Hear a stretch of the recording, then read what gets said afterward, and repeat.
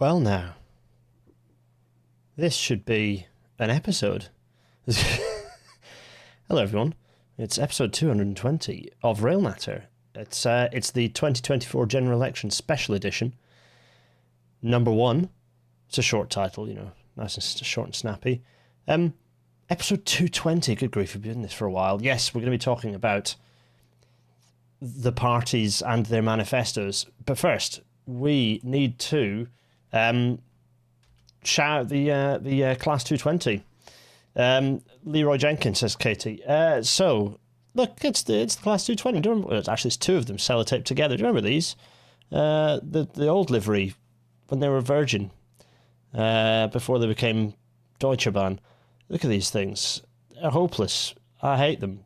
I remember being quite excited about them when I first used to travel in them, coming south from Aberdeen.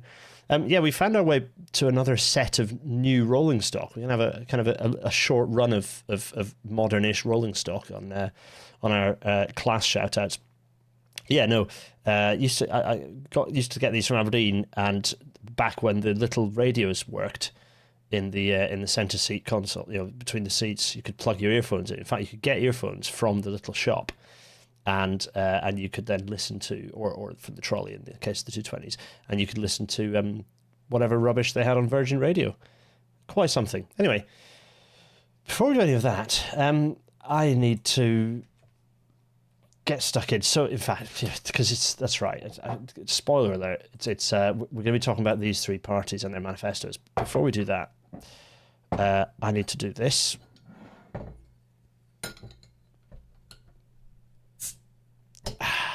There we go. And just what am I drinking? I'm drinking a nice little Pilsner here. A little Pilsner. Where's this one from? It looks German to me. No, it's not. It's Dutch. It's Dutch. That's good, because there's a lot of Dutch followers of Rail Natter. Shout out to all the Dutch followers of Rail Natter. Drinking this out of the APT glass, of course. Thank you, Simon. Oh, there we go. Dreadful head on that, but that's fine, because actually, to be fair, I've poured it like they poured beers in the continent anyway. Cheers, everyone. Shout out what you're all drinking in the chat. We're drinking. It's drinking time. Any manifesto drinking games? Every time there's a pound symbol, drink. No, none of us will drink a dot if we do that. Right, so. Oh, that's not cold enough to start with. Put it in the freezer for a bit. Anyway, that's all right. That's not too bad. People on red wine, afternoon tea, since people are... John Christoph is at work. Former Crow is drinking peach squash. Sounds quite nice, actually. It's a hot day. Why not? Anyway, right. So good. Let's get on with it, shall we? So we will be looking at three manifestos. A quick caveat. There's no such word as quick in Rail Natter, is there? I'm going to try and keep this as tight as possible, because I want there to be a long Q&A within this one, so we'll open up to a full Q&A. Anyway, but the reason we're not looking at Plaid, we're not looking at the SNP, we're not looking at Scottish Labour, Welsh Labour, and so on. Also, there are lots of other manifestos of smaller parties as well. The reason we're not looking at those is because we have limited time. In a way, I'm looking at the Westminster parties, which I suppose would count as the Green Party, Lib Dems, Labour. Obviously, I'm not looking at any of the Blues. They're not worth just wasting any of our time on. I just have no interest in what they have to say. So these are the three parties. Ostensibly Labour fitting within the progressive cluster, but as we'll see later on, not so much anymore. Anyway, why are we doing all this? Well, we're doing all this because we're about to have a general election in a week, and I think it's useful for us to pick through what these parties are saying about transport, and particularly in relation to rail, or perhaps what they're not saying. Anyway, we can have a look through. If I'd had more time, thanks Rishi, I'd have done, and also wasn't running around with the end of book edits and other nonsense. I'd have tried to get interviews with all the transport secretaries. But actually, you know what? I'm quite happy with what I've done for tonight's episode.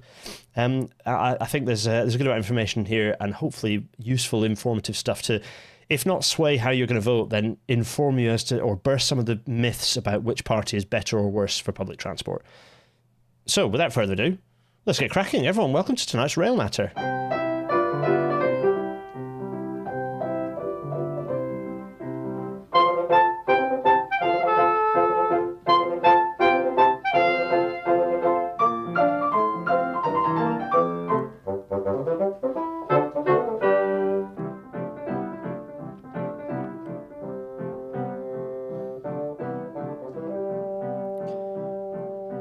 And as the Intercity 225 fades away, I'm particularly impressed by Abigail Murray's Snails Bank Raspberry Ripple Cider. That sounds spectacular. Katie drinking Siren Craft Brewery. Look at this. There's some good stuff out there. Barry Jones drinking tea. Let's do a bit of news first, though. So Boeing really have... I mean, they're just going from bad to collapsed. And I'd have to say, I'm just enjoying it out and out. What's the latest thing they've done? They've just trapped a bunch of astronauts in the International Space Station. Really, just great stuff all around. So fantastic for Boeing. I cannot believe the extent to which they're just destroying their own company. Is it deliberate? Who knows? But McDonnell Douglas, when they took over the company and got rid of all the people who actually knew how to build aircraft, just who could have predicted that this is the mess they'd have created? It's marvellous. Anyway, so we can enjoy Boeing continuing to disintegrate. That's good fun. Right, this is bad, folks. So Network Rail... yeah, so it's picked up in the Evening Standard. Network Rail have been using the Amazon recognition software, which anyone who listens to Trash Future will be familiar with. It recognises emotions and genders and age. And when I say recognises, I mean thinks it recognises.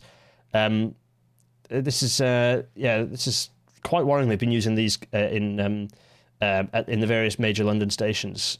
Just reporting what's been published here by Neil Lansfield. This is really very disappointing to see this. Cameras were part of a wider trial to use AI to tackle issues such as trespassing, overcrowding, bicycle theft, and slippery floors.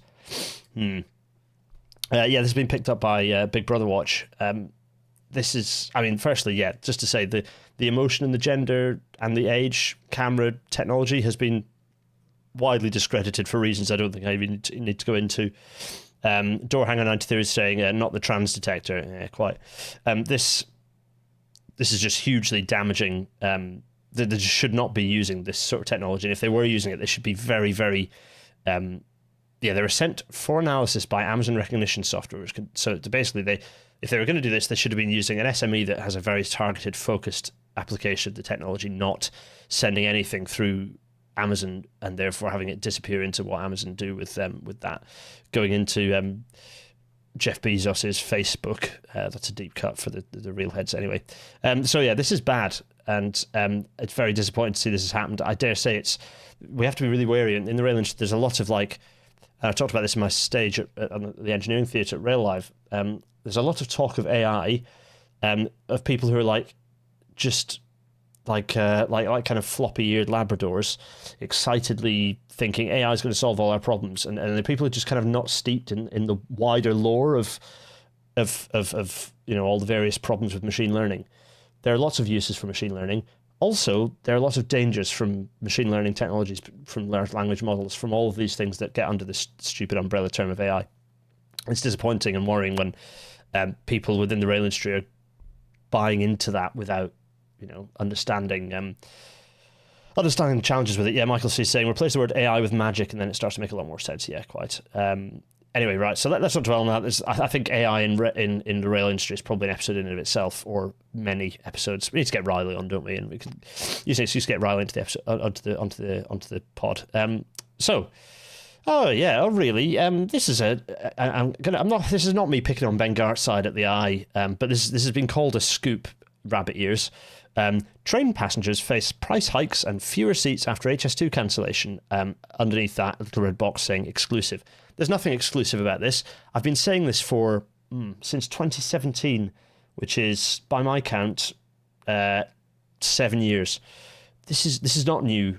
This is not new at all. This is actually quite old news. It's been said for a very long time. Now that HS2 has been cancelled, it doesn't feel remotely ethical to be saying that this is an exclusive. This is absolutely abhorrent. Jarrett is asking if the book talks about issues with tech solutionism and transport. It absolutely does, yeah, for sure. A large amount of space dedicated to it. So, HS2 people continue to only just work stuff out. Pretty disappointing. Also, that's a GNER train in looks like a GNER train in King's Cross. Oh no. What I'm on about that is Paddington, isn't it? So that's an HST in Paddington. Anyway, right, whatever. This is a fun one. Automotive industry subsidies big. Yeah, this is China's EV makers got 230 billion quid in aid over 15 years, says a study. This is nothing compared to what the US automotive industry has received in subsidies, and nothing to what the UK government throws at the automotive. Well, no, actually, no. The UK government throws substantially less at the automotive industry because the UK is small. There's a substantial. Yeah, it's a substantial amount of money that the real industry gets talked about as being a high subsidy industry, and yet we just don't talk about the amount of money that's thrown at scale at the automotive industry. People are going, is it not a good thing that the eye is drawing attention to the cancellation of HS2? Oh yeah, sure, and it's good that it's being reported. It's just frustrating that it's being reported, so many years after it was being said originally. Anyway, right, so Jamie Potts is enjoying Western car manufacturers whining about Chinese EVs. Yeah, Chinese EVs are by far the best on the market in terms of the cost to quality. All the others cost way too much. They also all SUVs, whereas China, particularly through the MG, is offering the MG5 is by far the closest to an EV that I would buy, because it's a smallish estate, as in it's like the size that estate cars used to be. It's an EV and it has decent range. And it's also affordable. Yes, supporting climate change investment is bad, yet China never does any. Absolutely, Richard Fraser. Yeah, that's sarcasm from Richard Fraser, of course, pointing out that China is investing billions and billions of pounds into green technologies. Absolutely, they are, because they kind of know it's the future. EVs are absolutely still not great. The point of this is that this is a lot of money going towards the car industry. Anyway, right, talking of cars, so I wrote a piece for Jacobin, which is fun, a little while back, talking about Governor Hochul's, I probably pronounced that incorrectly, I do apologise. I've only ever just realised as I was in the process of saying it that I've only ever written it down and never actually said it. Just random cancellation in advance of elections later this year, I think in November, of the congestion pricing in New York City. Absolutely baffling. The governor of New York City has just cancelled these plans, and as a result of that, it's thrown all of their other funding, a load of other stuff. Hochul. Thank you, Poop. Strange thing for me to have just said, but that is the person's name on the YouTube. Very kind, thank you, Hochul. Anyway, this is bad. So the article, it's a very heavily edited article in the sense that, like, Jacobin clearly go hard on the editing. I'm used to other articles where it's just like my words, but the Jacobin article is very heavily edited piece, but it might not quite sound like my words, but hopefully mostly. Governor of New York State, but they are the governor of New York State, but the congestion pricing is in New York City. That, I believe, is the right way around. Thank you. Anyway, but there's lots of other things. Like this is a fun side effect of this. The NYPD spent $150 million to catch fare beaters who cost the Metropolitan Transit Authority $104,000. This is a thing that comes up in London a lot, and we talk about the money that's spent on fare dodging in London, and people say it's a very big number and it's a real problem. And I remain highly skeptical, because the US has always quite heavily advertised or quite heavily kind of been quite transparent about how much is spent against and is lost to fare dodging, and it's the amount is trivial. So I'm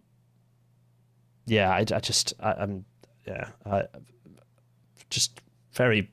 It's just there's a mess going on right now in New York, both city and state. A real dang mess.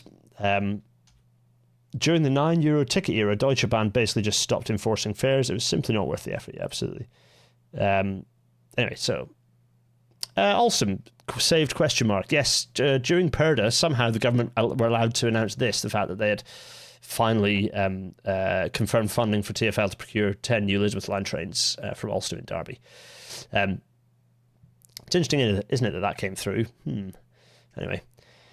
I'm not going to dwell on it. We're going to hammer through these as quickly as possible. Steam is back, question mark. Yeah, they're going to put a steam turbine in a Class 60 diesel, except that it's not. It's a hydrogen-powered steam turbine. So, yes, it's steam. Yes, it's fired on hydrogen, not coal. But it's kind of like hydrogen. It's kind of like a weird... We're talking about hydrogen again, so this isn't necessarily good news, but it's fun to say that steam is back, because, yeah. What else? Oh, yeah, a little quick reminder on investment. This is a friend of the show, Dr. Simon Evans, pointing out that David Cameron's cutting the green crap back in 2015 is now has added £22 billion to UK energy bills. It's really good, isn't it? Things like the cutting of insulation rates down by 100%. 1.6 million new homes have been built to low standards, and the growth of onshore wind and solar crashed completely. And all of that has meant that we've relied very heavily on gas imports, exposed us to high gas prices, and cost us a lot of extra money. So absolutely excellent work, David Cameron. Well done. Very, very good. So let's talk. Let's get my little face up. My little miniaturized face. Hello, it's me in the corner. And talk about elections, because, well, I have a sip of beer. So I tweeted a little bit over the weekend, as is my want, and people became very angry that I was pointing out that, this is in the aftermath of me having done a proper detailed flick through the manifestos. Manifestos, I'm going to caveat this entire episode by saying manifestos are not everything. They're often not a huge amount of anything. But what is written down in a manifesto is what the government is held to account against, if we're to believe that we're back into the era of serious politics, which serious just means right wing, if anyone's ever curious. But so manifestos aren't the whole picture. You have to pay attention to what who the politicians are, what they believe in, what they say in interviews, what they feel comfortable saying in interviews, what they say behind. Lots of a huge amount of other things going on other than manifesto that we have to pay attention to. But anyway, I sort of made the point that when we had a couple of door knockers downstairs coming along and saying, well, if the Tories win by 2 votes, and I kind of made the point, yeah, then you'll have lost our votes, and you will be responsible for having lost the seat to the Conservatives as a result of navigating the wrong direction in terms of moving the centre ground, and pointed out the fact that I will be, and indeed not will be, I've already done it. I have voted Green. I've already voted Green. More on that later. This also aggravated people when I pointed out that I'd voted Green, because I ended up having an enormous amount of replies. This is just a quick sample that I threw together for a slide. A huge number of tweets from people going, I didn't have you down as an anti-rail NIMBY. I'm surprised that you're giving your vote to the anti-rail party, all this stuff. I have vigorous, as people will know, and this should strengthen and emphasise a lack of bias on my part. I've spent a lot of time pointing out how lax Green Party policy is on transport and on rail in particular. So for me to vote for them surely should give alarm bells that there is something very severely wrong with the Labour Party right now. We might touch on that, but also we're going to talk a little bit about the Lib Dems and see what the Lib Dem manifesto says. So I'm not going to go through every single manifesto in detail. All I'm going to do is pick out what is talked about in transport in each of the manifestos, transport section of each of the manifestos. So that's what we're going to be looking at. These are the 3 manifestos: the Green Party's manifesto, Real Hope, Real Change, the Liberal Democrats manifesto, For a Fair Deal. I'll just emphasise right now, this is the GPW, the Green Party of England and Wales. The Scottish Greens are a separate party. Lib Dem's here, For a Fair Deal, that's the name of theirs, and the unbelievably cult-like and pompous Change, with a picture of a grumpy-looking Keir Starmer on the front for Labour, without their logo on it. Just very bizarre, very strange.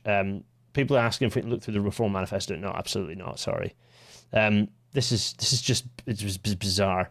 So, some context. What's important? Well, we need to be spending over the next electoral period, over the next cycle, we need to be spending around about 60 billion quid on transport. So that's 12 billion quid a year for 5 years. It's about 60 billion quid. So there you are, 60 billion quid. That's a very useful bit of context. This is based on, I'm just using the IPPR, and I'm not even accounting for inflation, which has obviously rocketed up. So that number is probably more like 80 billion now. But let's go with just the numbers, explicitly the number pre-inflation from the IPPR back in 2022, in fact 2021, I think even.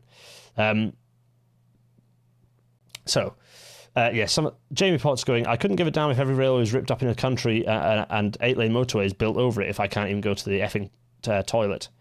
Jamie, exactly. We will get to that. This is the point, isn't it? So, there we go. So that's an important bit of context. So we're going to start with the Green Party manifesto. Let's have a look at the Green Party manifesto. And there are some pages in this thing. I think there are 3 pages dedicated to transport, the little transport section, but they have a quite clear section on transport here. I know the text is a bit small, by the way, in this. I will be drawing it out and reading it, and obviously it's always easier on a desktop. But also, if you're on your phone, you can zoom in. If anyone doesn't know that, if you're on YouTube, you can zoom in. You can actually use your little 2 pinchy fingers and zoom in. So there's some broadly the Green Party manifesto. Yeah, it's pointing out that our transport choices account for around a quarter of UK carbon emissions. It's important to opt for green choices, key to tackle climate emergency. Provision continues to decline.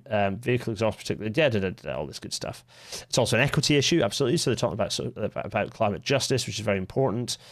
So Green MPs will push to increase subsidies for rail and bus travel to 10 billion by the end of the next Parliament to make it reliable, frequent, accessible, and affordable. Okay, interesting. Invest an additional 19 billion over 5 years to improve public transport, support electrification, and invest in new cycleways and footpaths. This includes the reallocation of funding earmarked for road building. Okay, so that's an additional 19 billion. Right, we'll see how that fits into the numbers momentarily. Bring railways back into public ownership, whatever. Okay, that's kind of, to be honest, all the parties are basically agreeing on the GBR type approach. That's not hugely controversial, to be honest. They all broadly agree.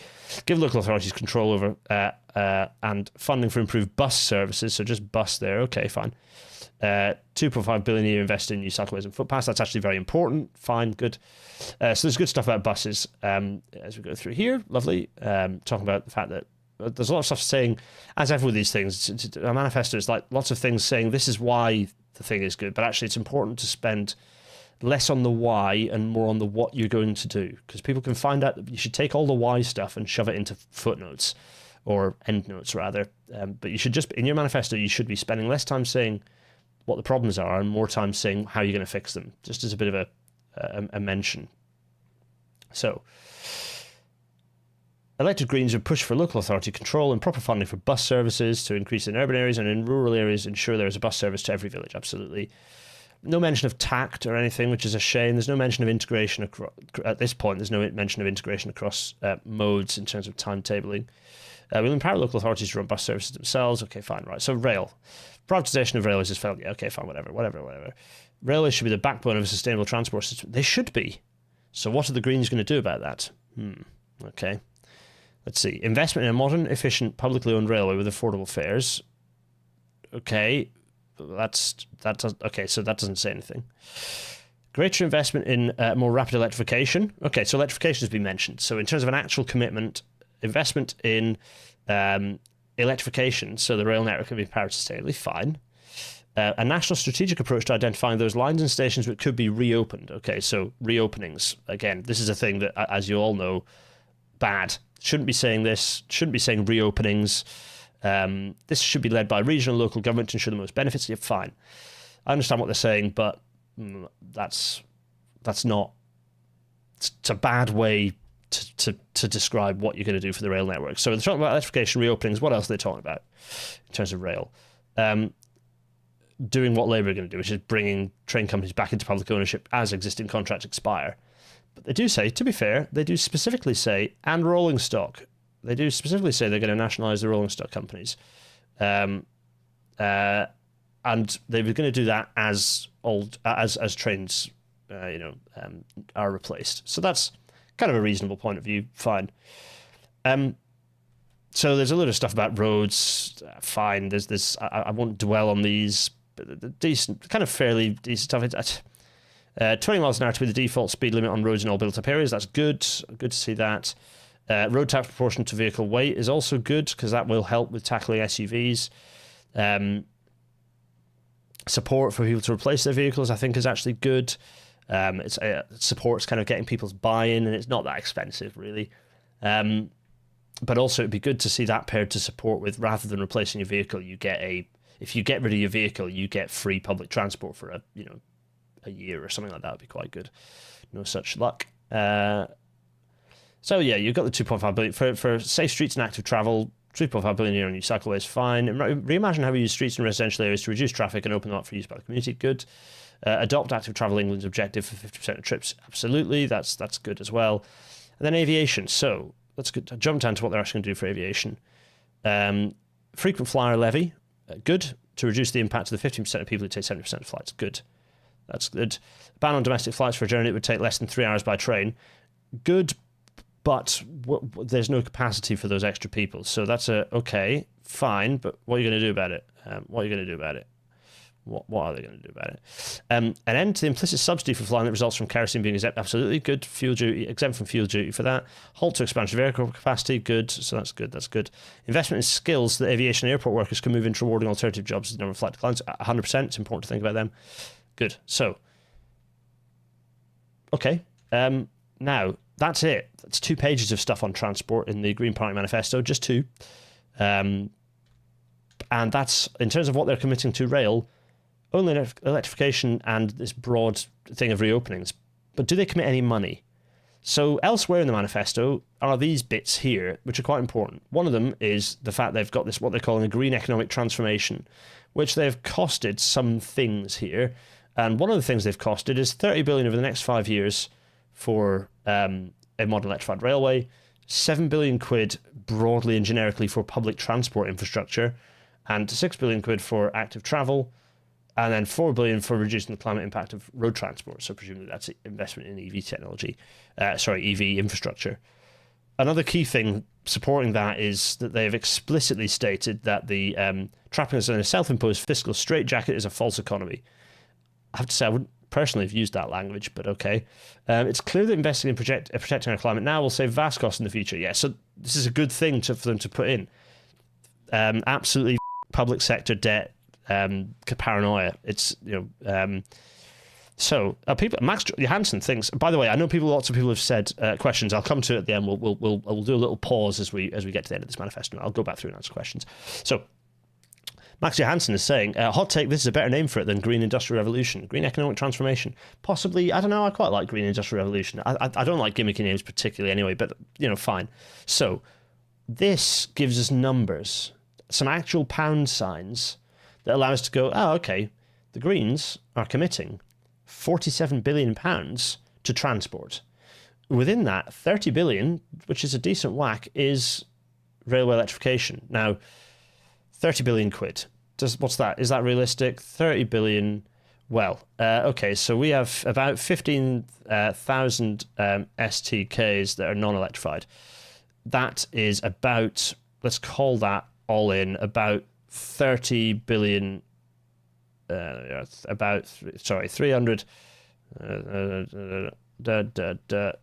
about, it's about 30 billion quid to electrify all that. So, yeah, it's kind of reasonable number. Over 5 years, it's a long, I'm not sure about doing that over 5 years, though. So, yeah, what is it? 15,000 single track kilometre. Let me do this properly. 15,000 multiplied by 2 million per single track kilometre gives me 30,000 million, which is 30 billion pounds. So yeah, 30, it's a quick rule of thumb sum, but that's a realistic number against electrification. That's kind of a quite reasonable number to put against an electrification target, so fine. And that's that. So little thin there, folks. So when I tweeted Carla and Adrian earlier going, you've got me for not being evil, but good grief, let's fix your transport proposals, because it's weak. But if the Green Party's manifesto is weak, does that mean the others are strong? Because if the others are strong, then ouch on the Green Party. But if the others are also weak, then maybe the Green Party one stops looking quite so bad. So while we're at it, let's go big face and answer a few questions. Let's pause that. I'm going to just whiz back up here and see what question. If you've got a question for me, by the way, if you at my name, it appears in red and it makes it easy for me to stop your questions. So quite a few ats here. Right, let's see. Gareth wondering if anyone's FOI'd the cost of ticket inspection versus cost of tickets evaded. Very good question, Gareth. Let's go down here. So, door hanger 93, while technically a steam turbine, that the Class 60 thing operates on the Brayton cycle, so it's more of a GTEL than a steamer. Gas turbine electric locomotive. Yeah, that's a fair point. Door hanger 93. Yeah. Lewis Bergen. Speaking of PERDA, certain members of Network Rail were not allowed to promote their involvement in my local Pride March this year. Needless to say, upset. Pride should not be seen as a PERDA thing. Absolutely appalling that it is. Network Rail should stand up against that sort of nonsense. Jamie Potts, also the makeup and power bases within the parties, absolutely. Michael C. saying, if Labour's only selling point is that they're not the Tories, that's very bad. That does appear to be their only selling point at this point. Jamie Potts going Dems. I lost the context for that. Knucker, look through Reform. No. Jamie Potts, I couldn't give it that. Yeah, good. Jamie agreed on that point. Let's keep going. Would have liked to see them put road pricing in there. Yeah, it's a shame they didn't explicitly put road pricing. They put weight adjusted road tax, but that doesn't work. It's easy to bring talks back to public sector end of franchise, but Howard Ross goes back out of business cheaply. Just buying them outright and then privatising the debt is the way I would do that. But anyway, car replacement schemes should support cargo bikes and adapt bikes. Absolutely, yeah. Adaptive bikes and cargo bikes should be a key part of that because they're not cheap and they're a fantastic alternative to the car. If I could afford one, it would kind of alter the equation for our car ownership, although we have a second-hand Panda, so I don't feel quite as guilty. That thing has done its burning. Right, what else is going on through here? So, Jane Potts, unfortunately, listened to an interview with Adrian Ramsey from the other day where he said he'd agree with the cash review. Oh, don't tell me that. Yeah, I'm sure they can be fixed with that. Anyway, pre-election period, PERDA is really problematic. PERDA is hell. Right, hear me out. Should we not take reopenings to mean what it actually means? It's not like they're promising to dust off some fully intact infrastructure that just hasn't been used for 50 years. Well, the thing is, as I've pointed out regularly, there is basically no... that's basically what a reopening is. It might as well be, in fact, arguably, if there's nothing there. Yeah, in fact, Howard, yeah, that's exactly the point you're saying. Yes, sorry, Howard. Yes, Howard, you're right. There's such a thing as reopenings. Railway, what they mean is building new railways, and they should say so. The reason they're not saying that is because a lot of people who have too much control over transport policy in the Green Party are just against new infrastructure outright. Does the £2 million per track kilometre estimate go down with electrification? No, I just flatly assume a 2 million because it's an upper level. It should come down, but also there's lots of other stuff in amongst that. So it's kind of a very, very broad brush number there. Katie Fenn pointing out, it's Adrian's personal opinion. It's categorically not Green Party policy and pissed to tell about it. I was going to say it's not policy. So, whereas the policy is pretty explicit, as we'll talk about. We're going to talk about CAS at the end of this, by the way. Anyway, right, so CNER, reconnection rather than reopening is what we tried to shout about. Yeah, reconnection is not a bad... if you want the compromise that sort of evokes, if you want to get the political benefits of evoking, and reconnection is a better word to use. One of the words we were using on the Borders Railway was completion, in fact, but obviously the benefit of a bit of their railway has opened. Anyway, right. So, it's remarkable how many... anyway, let's focus. So, let's get back to this. Hopefully everyone's still enjoying a little drink. This is an evening of us all... This is catharsis for all of us, all 130 of us here. So, next is that we go to the Liberal Democrats.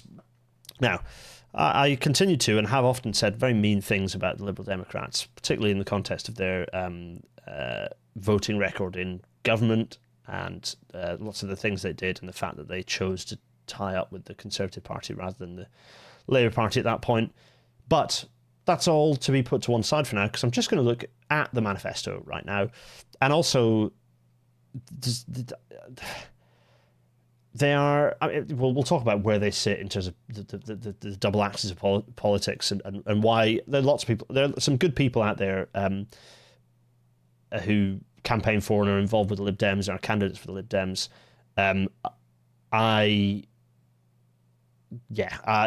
So, full support to them. It's not for me, but let's have a look at what their manifesto actually has to say. So we had 2 pages on transport overall for the Green the GPW manifesto. What about the Lib Dems? So They have, again, a clearly labelled section on transport, which is good. They're talking about convenient, affordable options to get round. Improving transport is essential to combat climate change and air pollution, which is good. They haven't gone into the great details, but you know what? That's kind of fine. Again, manifesto should be about what you're going to do, not about what the problem is. Conservative ministers badly neglected transport infrastructure, fine. Chaotic U-turns have seriously undermined the rail industry, and that's true. Absolutely, regional development for sure. They failed to roll out electric charging points. Yeah. By investing in electric vehicles and clean public transport as well as encouraging walking and cycling, Lib Dems will... Okay, fine, good. We will make it cheaper and easier for drivers to switch to electric vehicles by rolling out far more rapid charging points. Fine, whatever. Freeze rail fares, simplified ticketing. That's a hell of a commitment. Okay, fine. Significantly extend electrification of Britain's rail network. Improve stations. Greatly improve disabled access. So that's two important things. They mentioned electrification and accessibility, which is key. Reopen smaller stations, deliver Northern Paris Rail. So they're delivering Northern Paris Rail. I mean, whatever that is, it's a stupid name for something that doesn't mean anything, but fine, okay. Boost bus services by giving local authorities more power. So again, lots of things the three parties are very much aligned on. You know, empowering local authorities on bus control is a thing that they're all kind of broadly agreed on. Transform how people travel by creating new cycling and walking networks with a new nationwide active travel strategy. They could have just said adopt the existing one that's been created by Active Travel England, but fine. This is a painful one though. Invest in research and development to make the UK the world leader in zero carbon flight and take steps to reduce demand for flying. Well, the second bit is good. The first bit is made up nonsense, as we all know. But okay, fine. It's a thing that you can say. It protect motorists from rip-offs, including unfair insurance and petrol prices. Not sure about this. I presume they mean the fact that fuel company, the gas companies, the oil and gas companies, the petrol companies, have just not brought prices down, despite, they've just brought,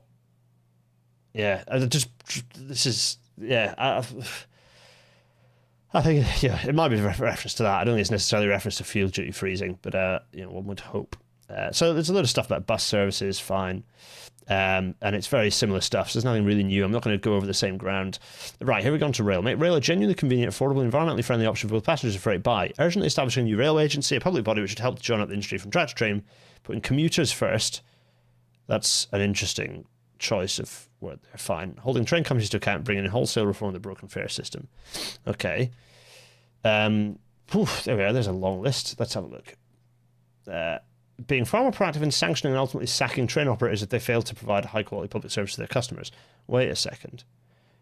So they're saying here that they're not going to create a unified rail industry. They're going to just basically tinker with the existing structure by creating a new railway agency. Okay, so that's a bit of a type situation. Sanctioning and ultimately sacking train operators, well, that doesn't sound hugely useful. But what is good is introduction of an annual pass for all railways. That is a good thing. Okay, good. Improving accessibility at stations through the Access for All programme. They didn't mention level boarding, so okay, both good and bad on that one. Northern Paris Rail, which is a nonsense word, but fine. Reviewing the Conservatives' cancellation of the northern leg of HS2. HS2 has been mentioned. Here we go. Ooh. They've said northern leg singular, which is also a bit like there's two. Okay. But also, this is a pretty lukewarm statement. To see if it can still be delivered in a way that provides value for money, including by encouraging private investment, well, that's a massive or if an alternative is viable, no, not viable. So this is it's a pretty non-committal statement here from the Lib Dems. I've put it here, but I have to be honest, it's a bit of a at least they've mentioned the letters H, S, and 2, number 2 next to each other.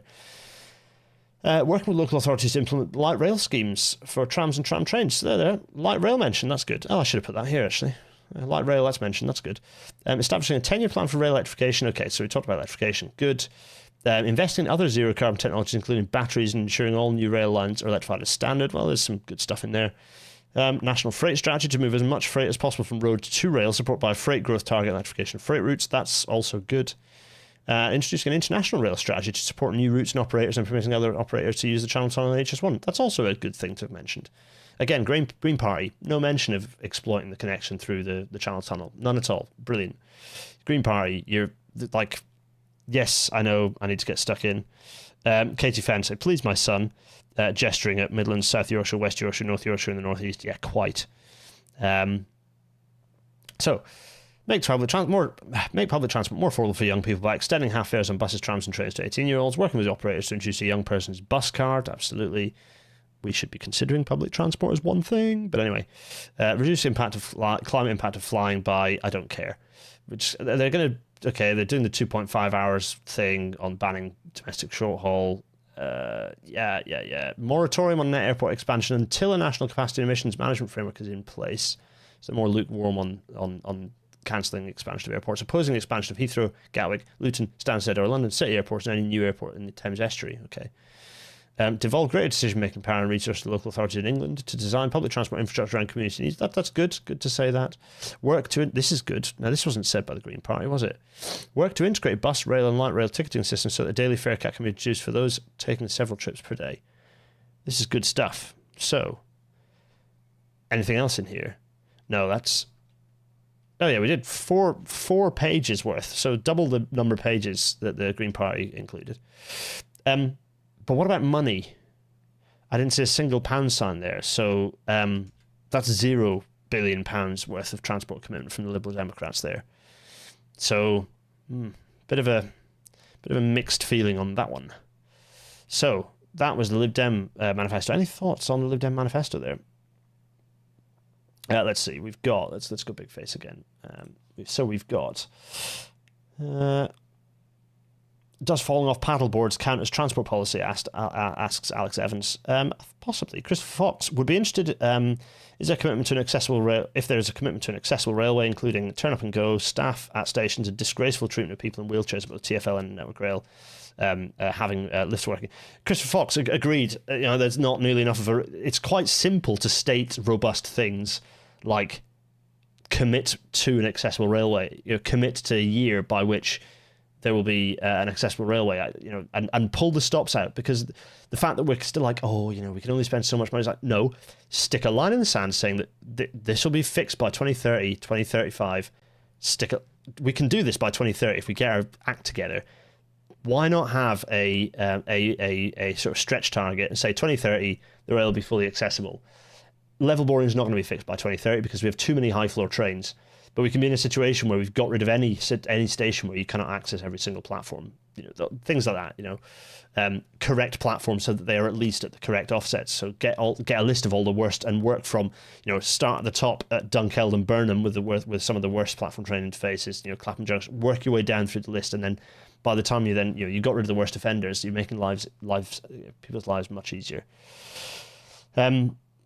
So not a huge amount. So far we've got two pretty weak manifestos when it comes to transport, right? So surely Labour, they might well be a deeply evil, transphobic, and racist party, but surely they've got they've got some substance to so I can pinch my nose, be a transphobe and vote for them. Well, let's find out. This is sarcasm. Don't clip that, folks. I think you know what I'm doing here. It's a rhetorical device. Anyway, okay. So Labour, what have you got, Keir? What have you got to offer us? And yes, I'm going to have Milo's Keir voice in my head this whole time when I'm reading this. It's going to be difficult. So note. First thing to note. There is no obvious transport section in here. It just pops in. They've just written a thing that just pops in. What put headings on your bloody manifesto? It's very difficult to pick out exactly what section of the manifesto was relevant to what I wanted to consider. So we have here 2 pages. Maybe there are more. Okay, so we've got to the transport section. So, rebuilding Britain means modernising our transport infrastructure. Our road network is plagued by long-promised projects that are never delivered. Well, you've opened with a discussion about road building projects, okay. Potholes. Third sentence in the transport section, and they're talking about potholes. Okay. cars remain by far the most popular form of transport. Are you shitting me? Okay. Now, Labour will maintain and renew our road network to ensure it serves drivers, cyclists and other road users, remains safe and tackles congestion. We'll fix an additional 1 million potholes across England each year. The next Parliament fund... Wait, what? We'll fix an additional 1 million potholes across England in each year of the next Parliament, funded by deferring the A27 bypass, which is poor value for money. So they're going to pay for all of... Firstly, why is a national party talking about potholes? Secondly, they're going to pay for it by cancelling a road. Okay. Right. Labour will further support drivers by tackling the soaring cost of car insurance. And as set out in our automotive sector plan, Labour will support the transition to electric vehicles. Okay, right. And yes, Labour will support the transition to electric vehicles by accelerating the rollout of charge point. Anyway, yeah, you get the picture. Right, okay, so railways. Labour will overhaul Britain's railways. 14 years of Conservative neglect have failed passengers, businesses and taxpayers. Okay. We'll put passengers at the heart of the service. Well, no. Passengers and freight are critical. Anyway, by reforming the railways and bringing them into public ownership, well, we see previous episodes where we've explored what they actually mean by that. Yeah, fine. We've gone through this, right? They're going to do GBR, delivering a unified system that focuses on blah, blah, blah. Fine. It'll be responsible for blah, blah, blah. Fine. Yeah, you've done all this. Mayors will have a role in designing the services in their areas. Good, great. We've also talked about that. That's fine. It'd be a duty to promote and grow the use of rail freight. Fine. Open access operator. Here we go. Right. This is open access operators are an important part of the rail system. Will have an ongoing role. Oh, they've shored that up since the previous document we looked at. Labour will also create a tough new passenger watchdog focused on driving up standards. Okay, so right, good, fine. Local communities have lost control over their bus route. Wait, what? Is that it? That's the end of the discussion on rail. They haven't said anything about anything. That's it. Okay, what else have they got to say? Bus routes. Okay, Louise has done some good stuff on buses. Things like municipal buses, more localisation of bus control. Good. Okay. Right. Under the Conservatives, transport services remain fragmented and inefficient, with companies and sectors failing to speak to and plan with each other. Labour will give mayors the power to create unified and integrated transport systems. Good. Allowing for more seamless journeys and to promote active travel networks. Fine. They will also develop a long-term strategy for transport, ensuring transport infrastructure. Oh, transport infrastructure has been mentioned, can be delivered efficiently and on time. Okay. What transport infrastructure, though? Labour will secure the UK aviation industry's long-term future, including through promoting sustainable aviation fuels and encouraging airspace modernisation. What? That's it. So that's 2 pages. Less than 2 pages, in fact. If we flick back, it's less than 2 pages on transport, of which there's nothing. There's nothing. There's absolutely nothing in here. They haven't said that they will do anything about anything. We need to talk about this because, oh boy. So let's talk about money first. Let's just go, okay, money. Remember how they're saying luxury tax on SUVs? No. So, okay, how much are Labour committing then? Well, there are actually some financial commitments at the back of the manifesto, and these, none of them are for rail, not a penny towards rail. These include the potholes thing, which is like 50 million, and then some other stuff to do with, I think it's 1.8 billion on improving green supply chains. The total they've committed to transport investment is £1.9 billion. That's £1.9 billion. That's £2 billion. That's basically zero money. That's it. This is an awful, awful transport manifesto. It is so outrageously, shockingly poor, so bereft of any... It just doesn't say anything. It's not just bereft of vision. It says a load of stuff. It does not promise a single thing. This is dreadful. And don't even just believe me on this one. Here's, centre of the road Paul Johnson, director of the Institute for Fiscal Studies, very middle of the road think tank. This was not a manifesto for those looking for big numbers. The public service spending increases promised in the costings table are tiny, going on trivial. His words, not mine. The tax rises beyond the inevitable reduced tax avoidance are even more trivial. The biggest commitment to the much vaunted Green Prosperity Plan comes in at no more than £5 billion a year, funded in part by borrowing and in part by a windfall tax on the oil and gas giants. I'll just read the first sentence, the second sentence again. The public service spending increases promised in the costings table are tiny, going on trivial. So, what do we learn from this? So if we go, oh wait a minute, let's just. Alex was saying Lib Dems have a costings document for the manifesto. It's on their URL sums. Oh, not in the manifesto though, so it's kind of fallen outside of the thing. But there we go. Anyway, so we have a manifesto here, and within that manifesto, it doesn't say anything about transport. Like, just stick with transport. It also doesn't say anything about anything else either. But let's just stick with transport. It says nothing other than potholes, which I will count as nothing. It's embarrassing that a national party mentions potholes. Potholes are a thing that are very important to people. The way to fix potholes is by giving local authorities more money. Let's just, if people are going, oh, this is factional and you're or whatever, let's just jump back a few years to the previous Labour manifesto. Here it is. Oh, look, they can't even be original in the fact that the current party can't even be original in the name of their manifesto, given that the previous one was "It's time for real change." Now, what was mentioned in the transport section of that manifesto? Just a couple of things. Electrification.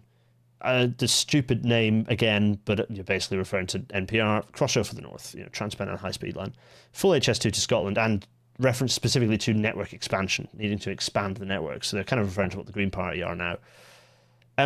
So it's possible for a Labour Party to refer to doing things. So this is bad, and the other thing is in the 2019 manifesto, there was one of the first things you see in that manifesto, the first page really, the meaningful page you get to, is the thing shouting a green industrial revolution and going economy, energy, transport, environment, animal, absolutely screaming a green industrial revolution, absolutely explicit. Do you know what the first thing that's on the 2024 Labour manifesto? Labour's first steps for change, which looks like a thing you would get a child to read. Now, what are these? They're the 6 steps that they've got here. So, bearing in mind how important climate change is, the biggest thing ever. It's just huge. Everything else gets wrecked by it. Climate change cuts through everything. So, 2019, front and centre. 2024, let's just have a look and see if climate change is mentioned in any of these 6 steps. I'm sure it'll be in the top, if they've got 6 steps, climate change absolutely is going to be mentioned in one of them, right? Number 1, deliver economic stability. Okay. Number 2, cut NHS waiting times. Quite a reasonable thing to do. Okay, fine. But I'm not going to dig into, by the way, the fact that they have absolutely no plan for any of these things. Cut NHS waiting times with this many more appointments each week. Okay, how are you going to deliver that many more appointments? You're not spending any money. During evenings and weekends. Okay, right. Paid for by cracking down on tax avoidance and non-dom loopholes. Whatever. Number 3, launch a new border security command. Right. Number 4, set up Great British Energy. Let's not even talk about Great British Energy because it's nothing. It's a nothing. A publicly owned clean power company, except that it isn't that. It doesn't have any money and it won't do anything. To cut bills for good and pay and boost energy security. Paid for by. Okay, so that. Okay. We're 4 steps in and no mention of climate change. Number 5, crack down on antisocial behaviour. Me. Number 6, recruit 6,500 new teachers. I mean, that's important, but I presume you're going to pay for those teachers. No? Okay. Wait a minute. That's 6 steps of which climate change is not mentioned in any of them. Why do these 6 things, what do they why do they seem familiar? Oh, wait a minute. Deliver economic stability, number 1. What's this one here? Number 1, halving inflation, economy growing, number 2. Okay. NHS waiting lists. Wait a minute. Okay. Yeah. Small boats to launch border security command. Smash. Oh. it's the fucking Conservative Party list. They've just stolen it and matched it. They've just gone to just meet it. They've just done it. They've just done that. No mention of climate change in there. None at all. Climate change doesn't even factor into their consideration for the future.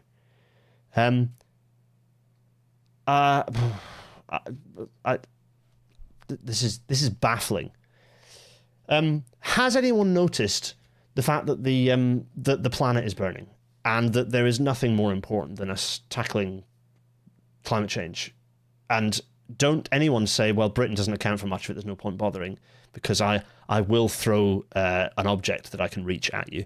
I just cannot process the extent to which how dismal the Labour Party manifesto is. It's absolutely dreadful. Keir, you suck. So let's just go into some numbers. So let's just go back to railways. So forget the fact that the Labour Party manifesto is dreadful.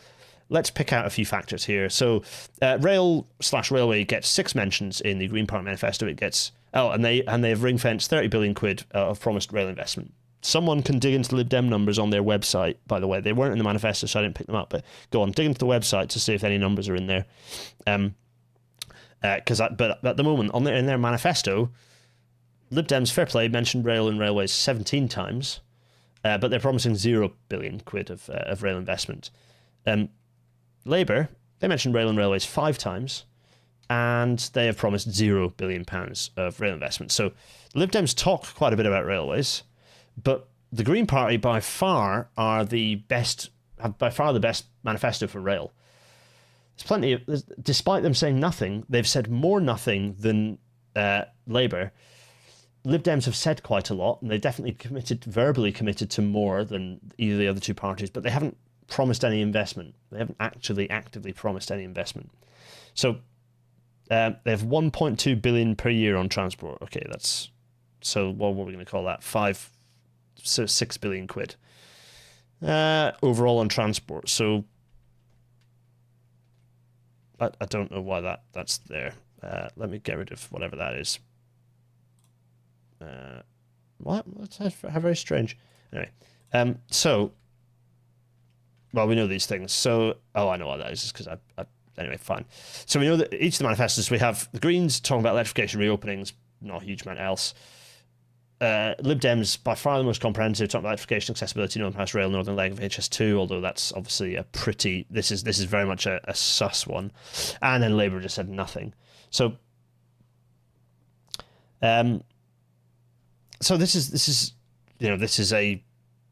the picture we've got, right, of these manifestos. And modal shift, there are broad discussions of it, but it's not mentioned specifically by any of the manifestos, which is a shame. And I don't think it's really asserted. The Green Party assert it a bit. The Lib Dems assert it a little bit.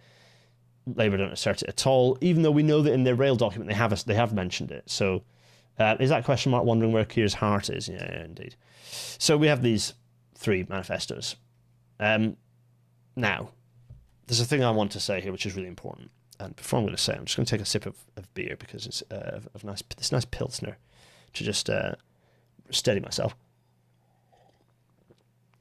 Now, we've talked about fairly, you know what? Let's just very quickly jump back to so I said 0 billion, but let's quickly jump back to the graphic with the spend of each of the parties and then put a 6 against it.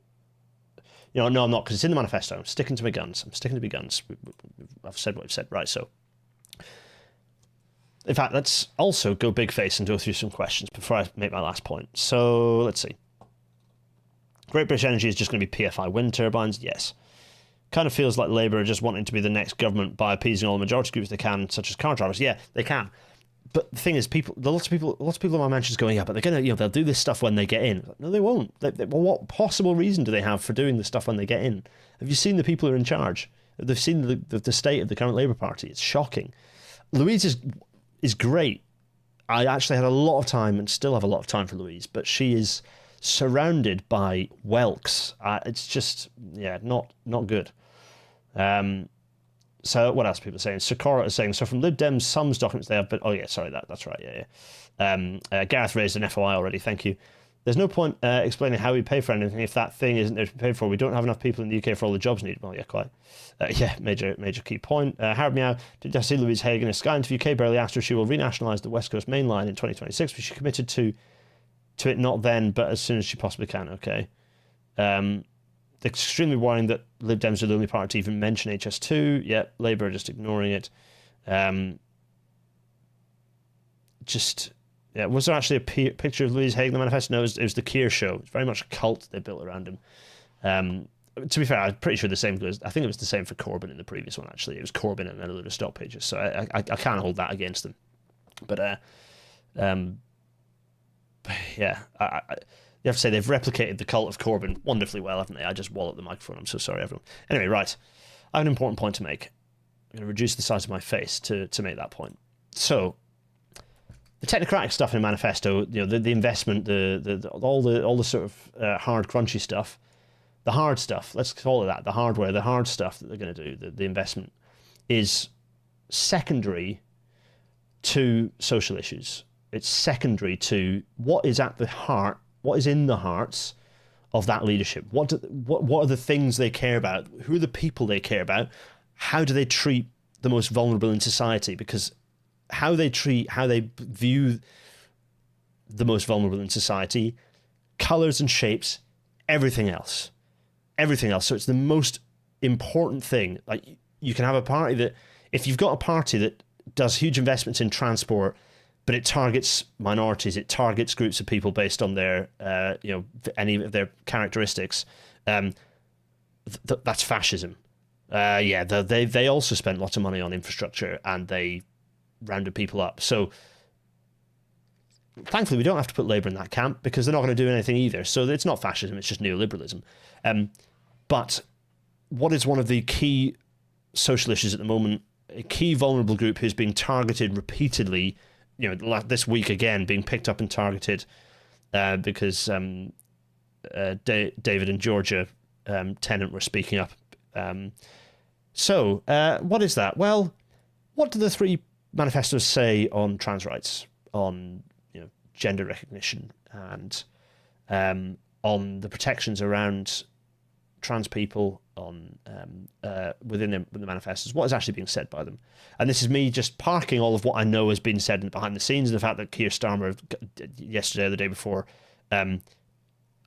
multiple times when pressed on it committed to a new section 28 for trans people. I'm just going to put all that to one side and just focus on what's said in the manifestos. So, the Green Party manifesto, what do they say? The Green Party supports self-identification so that trans and non-binary people can be legally recognised in their chosen gender through self-declaration. We also support ending the spousal veto so that married trans people can acquire their gender recognition certificate without having to obtain permission from their spouse, and to change the law so an X gender marker can be added to passports for non-binary and intersex people who wish to use it. That's all good stuff. I've not put the whole picture here because there is stuff mentioned elsewhere. It's worth saying. I'm about to pick up the Lib Dems one now. Lib Dems say respect and defend the rights of people of all sexual orientations and gender identities, including trans and non-binary people. Actually, I think the Lib Dems are stronger on this than the Green Party are. The Lib Dems call for an outright ban on all forms of conversion therapy. The Greens are not quite as assertive. So in this situation, I think the Lib Dems and on gender and on trans identities, on trans people, I think that the Lib Dems are potentially stronger than the Green Party, but I think the two are broadly facing the right direction. So, what of the Labour Party? We will work to implement the expert recommendations of the CAS review to ensure that young people presenting to the NHS with gender dysphoria are receiving appropriate and high-quality care. This is abhorrent. There might be plenty of people here saying, I thought the CAS review is good, and so, in fact, I've had a few people with pronouns in their bios on Twitter. I'm not saying that's a slur, as in people who I would expect to see, to expect to be kind of clued up on this stuff. If you're putting your pronouns in your bio, as I do, as an ally or as someone who's actually presenting in a way that someone who's using pronouns either cis or trans, I would have hoped that you'd have listened to trans people who have been sounding the alarm on the CAS review as being deeply, deeply flawed. There are so many things that you can go into to read up on why that is. So many things. I think I plugged the Trash Future episode with Kill James Bond on it. The Devon Report, you can just Google the Devon Report Trash Future, listen to that. It goes into the detail of it. Abigail Thorne has spoken about it extensively. She has gone into such great detail. She's so meticulous on these things, absolutely precise. And the context of the broader picture of what the NHS has been doing to... I love the NHS. It is nothing short of evil what NHS management has been doing in relation to trans people over the last successive years. So this is very bad. The Labour manifesto says other things elsewhere, but this is the key extract. The fact they've said this is awful. Now, there are other things of context. The fact they're also now down on hands and knees for J.K. Rowling, all this stuff because she's a major donor. This is really bad. And so for me, this absolutely crosses a red line. They're also talking about deporting refugees, all this other stuff. But if we're just going to pick one thing, there's lots of things that are red lines. There are several things for me that are red lines on how we treat people, how we treat vulnerable people, and what kind of country we're going to be. And what I'm reading from the Labour manifesto and what I'm seeing from everything else is that it's not going to be any change from what we currently have. The hostility is absolutely going to remain. It's really important to look back on the context of New Labour, and New Labour absolutely victimised European migrants as the EU expanded its limits, victimised Polish people, for example, hugely victimised as part of the New Labour project, used as a scapegoat for political gains while they were in power. Very likely that will continue to be the case when Labour win next week. So, absolutely. Yeah, just this is abhorrent to me. So from my perspective, this is a red line. So if you're understanding where you want to vote, I would say even if you're in a marginal where it's very important that Labour win to get the Tories out, I wouldn't be voting for them. That's one of the constituencies. I'm in one of those constituencies. I've not voted for Labour. I think I just don't think Labour deserve any of our votes. And if that means that it's very unlikely that they will lose the election. But if it means they lose a load of extra seats to the Conservative parties in places that perhaps are kind of urban or suburban marginals, then so be it. And that's a much better message, a much louder, constructive and green and left-facing message than them just winning and being able to, in that constituency, you holding your nose, them winning and being able to do whatever they want. I would vote for someone else. So I've laid out the manifestos. I've laid out my views. I think on transport, I think it's, from my perspective, I would say that the Green Party and the Lib Dems, the Green Party have committed actual money. The Lib Dems have not. The Lib Dems have said more about rail. I think there's coherence in some of what the Lib Dems have said. There's incoherence in some of what the Lib Dems have said. It's telling that the Lib Dems don't intend to change the structure of the rail industry. So in terms of the most rail favourable manifesto, it's the Green Party. The best manifesto for rail is the Green Party. I don't know whether you thought that would be the case, but it really is. Yeah. So now, there's a fun thing you can do. You can go to votecompass.uk and you can have a look to understand where your politics actually lies in relation to the other parties. I happen to sit on here. Economically, I'm further to the left than the Greens according to this, and I'm pretty much on par with them in terms of social issues. Well, that sounds about right. So it's funny, a lot of the people are shouting at me. We're going to, by the way, go to the chat in a second, and hopefully in fact, I'm going to sit and answer as many questions as I can, so it might go a little bit long because I want there to be a bit of a Q&A on this one. Thanks everyone, to the 150 people watching, thank you, and it's time to have those questions momentarily. I'm just going to end on this point, which is lots of people are saying, oh no, politics is a bus and you should get on the bus, as a way to say that I should be voting Labour. It's like, no, boys, Labour is going in a totally different direction to where I want to be. The Green Party is currently the bus that I'm going to get on and travel on. Whether I become a member and get more heavily involved in that party, we'll see after the general election, shall we? Anyway, it's time I went gigantic face and we talked about some things. Let's do this thing. Right, so if you have a question for me or you want something you want me to see and say, do at my name, because then I can spot it more easily because there's lots of chat coming through. So let's start at the bottom, actually. Christoph et al. Is saying, me and others. Okay, so assuming that what happens is Labour gets to form the next government, yes, that's what's going to happen. What would be the best outcome to mitigate the bad parts of this manifesto? Labour having lost a few of their...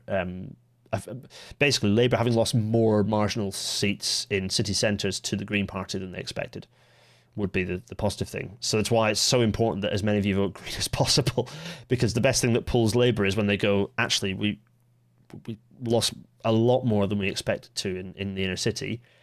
We've taken that for granted, and maybe we need to pay a bit more attention to that. Also, you'd have Green MPs, therefore, in Parliament, actually holding the government to account. The other thing is shouting at them loudly, right into your MP.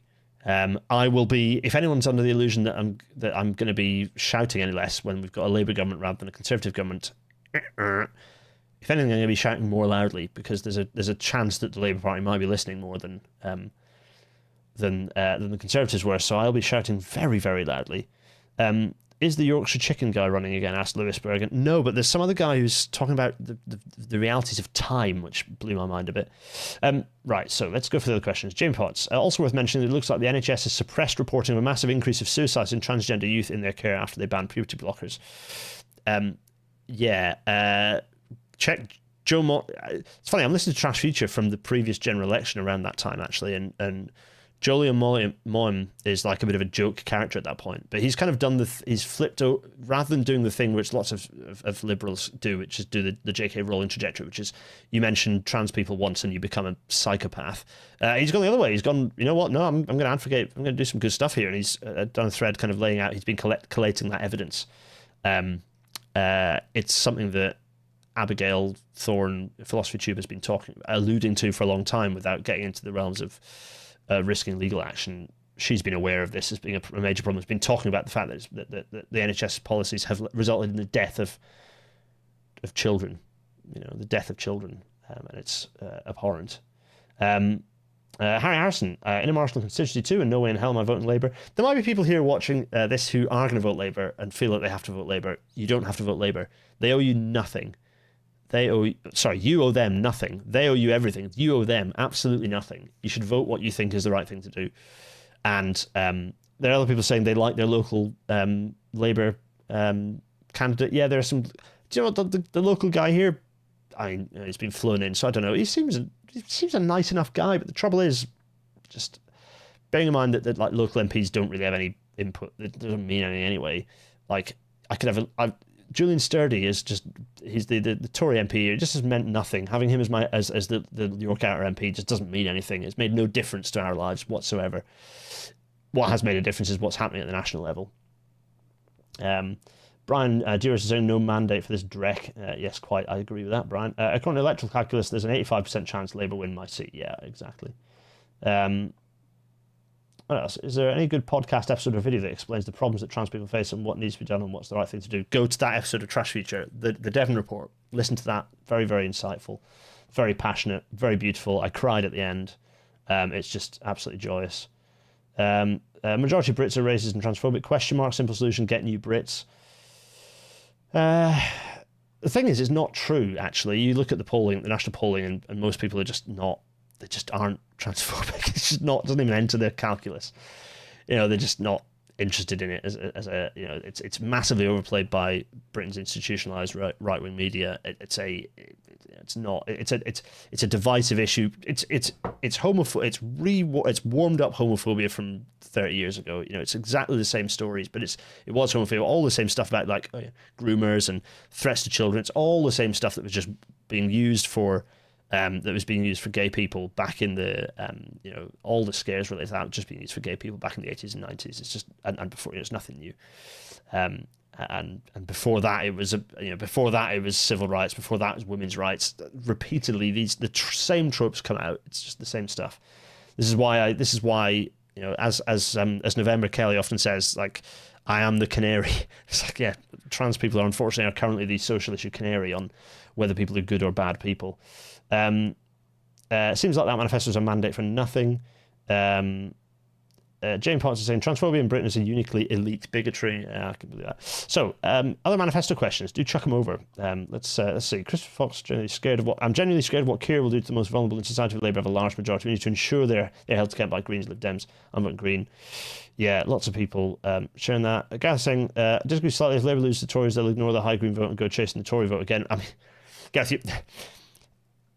you're probably not wrong, because the people currently in charge of the Labour Party are maniacs. So actually, I uncomfortably share some truth in that. But we need my vote was never going to go to Labour. It was going to go as it's a protest vote, and it's a protest vote in the Green direction. And if there's a major, if there's anything that adds to the Green Party vote share, does add to those numbers, and it does change. There's a lot that it changes about. I mean, firstly, the Green Party get more money if more people vote for them. The kind of the way that financing works changes. The media coverage potentially alters. There are lots of reasons to place that vote as it is. A question from last week, Harry Meow. Was this Stockton-Darlington Railway selected by LNER post-1923 as merely a convenient line whose centenary was quite close to just hold an event? Stockton-Darlington has always held a position of significance, and so it felt like, yeah, you're right, it was the first big event that LNER could grab, and they knew they could grab that in advance of the LMS grabbing anything with the Liverpool-Manchester over the other side of the Pennines. So, yeah. KFN voted Green today. Was tempted for a while by Labour MP voting for a Gaza ceasefire last year, but their manifesto and their behaviour in the media pushed me away again. Yeah, absolutely, Katie. And more questions. Do chuck them over. Poot, which way does the York area lean politically? York Central has been Labour for a pretty long time. Lots of students. York Outer has gained more students, and so the boundaries are a bit weird because they wanted to avoid too many students ending up in York Outer. York Outer is much more middle of the road, more of the expensive houses, so it's people, professionals. To be fair, people like me actually. I realise I'm now a middle class, reasonably well earning professional. People like me a lot of us live in this area, and that means it's a pretty mixed bag in England. Of where people go. Labour dropping PR is critical. KFN's not sure it is unique as an elite. Not sure it's unique as an elite bigotry. Ableism is very similar. Yeah, I can agree with that. York must have the most gerrymandered seat boundaries in the country. Yes. Yes. Let's see. Let's see. That's kind of. Lots of people saying spoil the ballot. Spoiling the ballot is one thing you do, but for me, Green. If you're going to spoil the ballot, you might as well put Green, because then it is a broadly will be interpreted as a left-leaning vote. It adds to the left-leaning vote. That's the thing that I think is it's a really strong thing. Did anyone see the propaganda video with Keir Starmer walking through the Lake District with Gary Neville? I didn't watch it because I threw up when I saw a couple of screenshots from it. I'm convinced that Labour is really trying to pull a tightrope act, get into power under the nose of the absurdly right-wing press in the UK. I don't think they are. I think I'm way past the point of thinking it's not 4D chess. This is just what they think. People like Pat McFadden back in the party, just really nasty people back involved in the party again. Yeah, interesting. So, right. A few more questions. Do chuck questions in. I'll pick up a few more. It seems like there's not a huge number of other questions coming through. Even the majority of transfer. You don't have to listen to the majority opinion if it's harmful to society. Absolutely. But it isn't a majority view. That's a really important thing to communicate. It's not a majority view. So, all of you, it's been an absolute joy having you along here. Here we go. Last. Not about what do the manifestos say about antitrust? I've seen some reporting suggesting London business execs are scared over Biden's antitrust work. The European Commission are also looking at eroding antitrust measures. John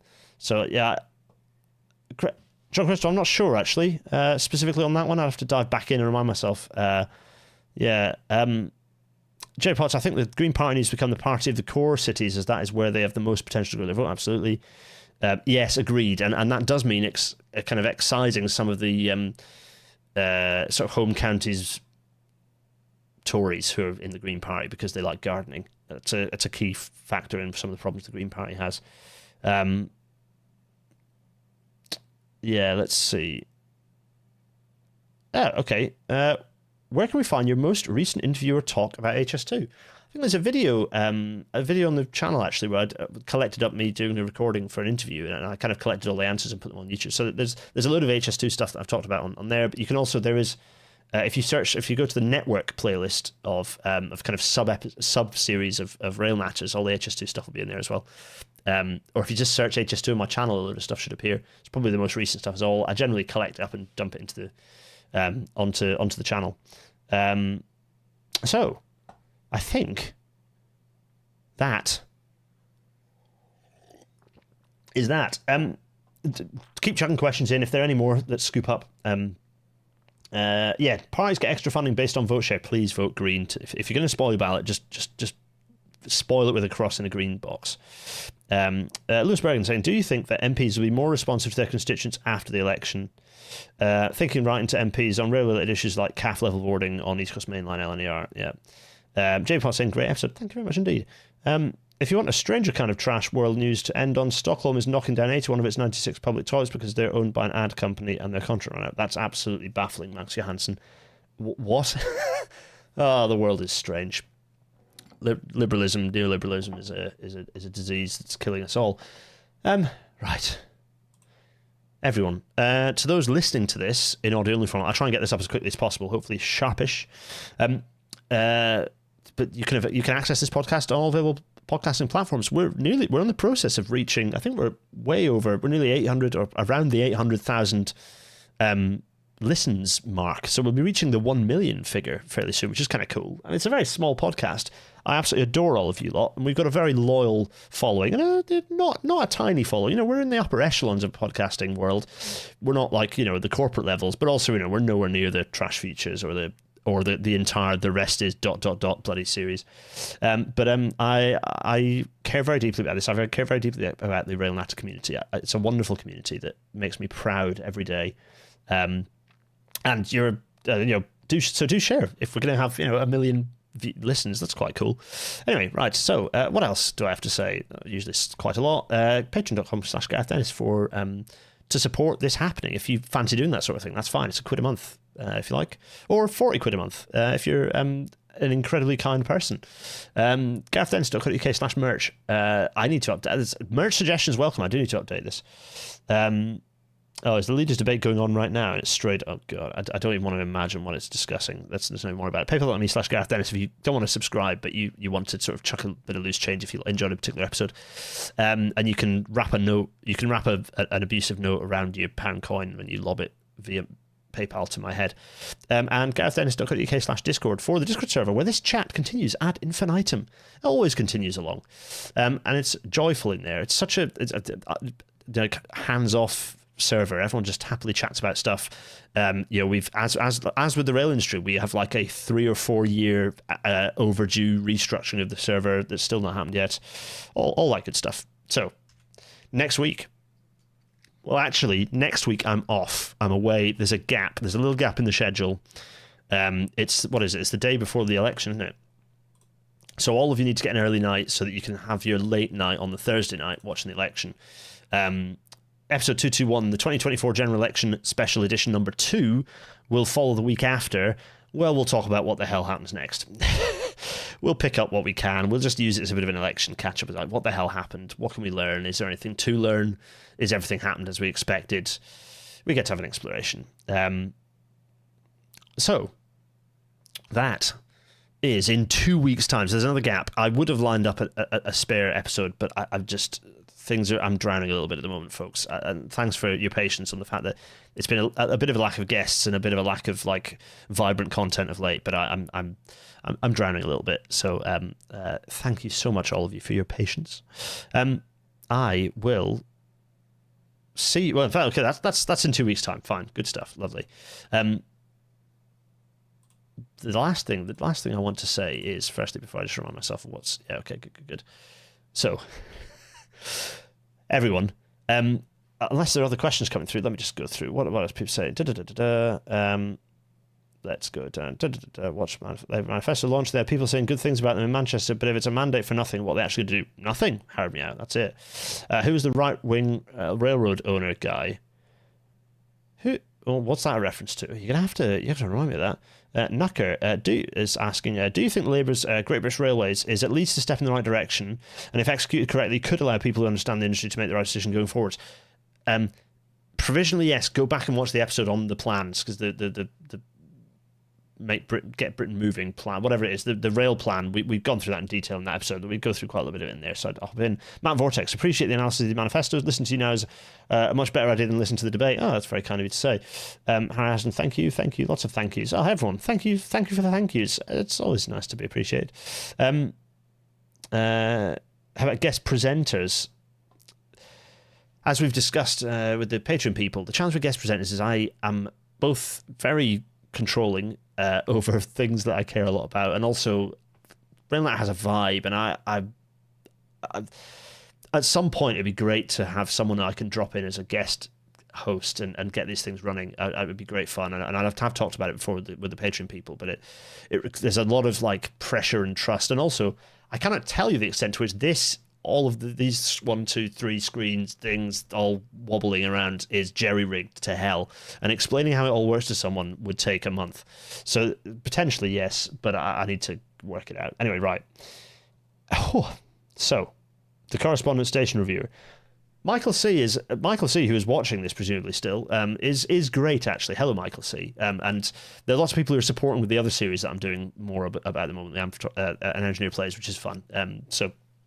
And they're doing some stuff, and there might be some new content appearing on the channel in line with that, which would be good. So there are people supporting and helping, but Rainlatter is Michael C's inputs are great. I love Michael C dropping in with a little thing, and Michael, I know you're watching. If it's always fun when you chuck me a little bit of thing to put in the news. I always enjoy that. So, and if anyone else if other people have little segments you're interested in doing, don't commit to doing a thing before you chat to me about it. But like, always keen for little pitches and to make this a bit of a collaborative effort. But I'm waffling. 2 weeks time, episode 221, the number 2 general election special. If I wasn't away, I'd have done like a Rail Natter, like a day late one, and we'd have all had a night. Actually, it would have been fun to join the Trash Feature like stream they're going to do during it. Anyway, I don't know if I'll manage that because I'm not around. Anywho, you can do a Tom Scott and invite people to make informative videos. You can stitch them together in an episode. I could do that, couldn't I? Michael City on location episode is a break from it. Anyway, right. This is an American Midwest goodbye. It was an American Midwest goodbye. I'm very bad at saying goodbyes. I'm going to wave vigorously. Everyone, thank you so much. It's been a pleasure. It only remains for me to say, cheerio!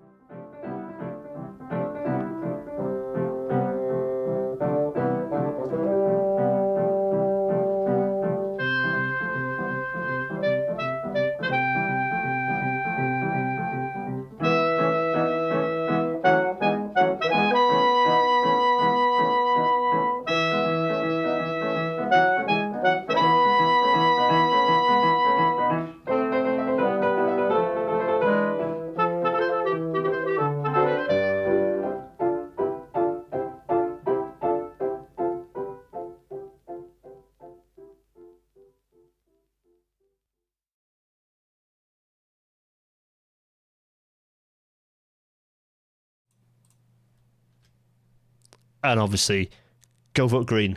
Go vote Green on the 4th of July. Go vote Green.